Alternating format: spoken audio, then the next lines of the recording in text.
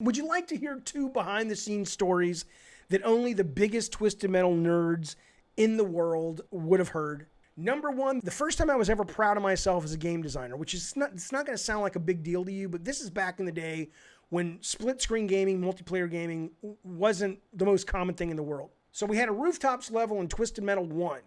And everybody was going, this is great, but it's really confusing. I look at your screen, which everybody's going to do in split screen gaming, and I don't know how to tell where the motherfucker is. And finally I says, why don't you make the ground texture different? Just change the color. It won't cost you any new texture. It's instanced in. You can change the color without any hit to the RAM. They said, that's interesting. So suddenly some of the rooftops are different colors than other rooftops, just so when I look at your screen, I know what rooftop you're on. Now, I know you're like, Jesus, Jaffe, you're proud of that?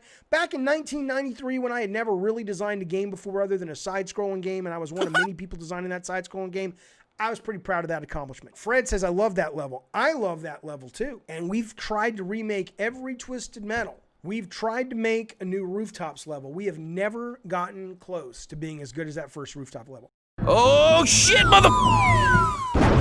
The other story, though. So I come in from Santa Monica to Utah. I go over to look at, what was the Humvee's name? Warthog. And we're driving around and shit. And I look at Warthog, and he's covered with daisies and flowers and rainbows, and it's very girly and pink.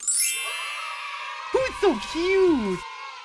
And one of the artists on the team was just like, oh, I was just making a joke. I thought it would be funny. Not that he wanted to ship it with that. He was just doing something stupid.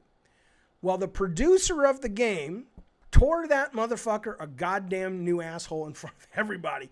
And these are guys that had worked with the military for decades. So you didn't go into the military flight sim for the F-15 flight sim and make it so that the F-15, whatever, the Tomcat, or whatever these fucking planes are called, instead of shooting missiles, they shot hot dogs. No. She just didn't do it. It wasn't done. It wasn't appropriate. So I think that at that time, they still had that kind of military training happening within that development crew. Because this was the first game. A year before, they were working on fucking flight sims, multi-million-dollar flight sims at Evans and Sutherland for the military. So this producer must have been like, what the fuck? The client doesn't want to see fucking My Pretty Fucking Pony on the goddamn Warthog of the Twisted Metal. Fucking put that back or I'll fucking fire your ass and throw you out in the Utah snow. Oh, man. It was funny. It was terrifying, but it was funny. Talon wasn't that bad of an idea. Please forgive me. I don't think it was a good idea either. There's a lot of mistakes in that game. I made 2 conceptual mistakes in Twisted Metal 2012. And those 2 mistakes were based on the fact that I thought it would be so cool for the game to feel like an action movie. So I thought helicopters would add to that. And I thought people leaning out of cars with shotguns and rocket launchers would add to that. And they did.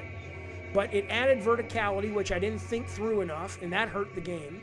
And the people leaning out of cars made it so that we no longer had characters attached to the cars, which a lot of fans hated. They hated we only had 3 characters, and they hated the faction idea. So I don't disagree that it was a bad idea.